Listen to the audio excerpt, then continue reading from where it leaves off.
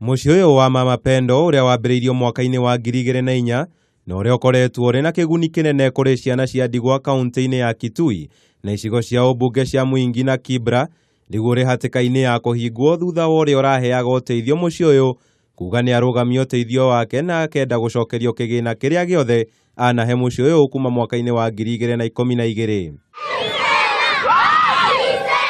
makirurungana gutetera kihoto kiao.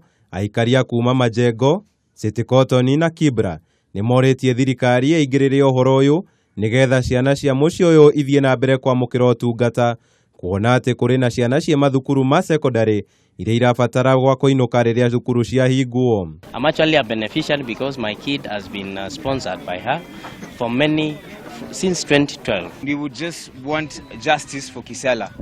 That is what we are here for, and that's why we are demonstrating. And we are here because of whatever she does is for these kids.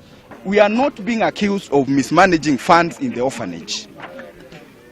This is somebody with totally different issues, with different things that have absolutely nothing to do with the orphanage.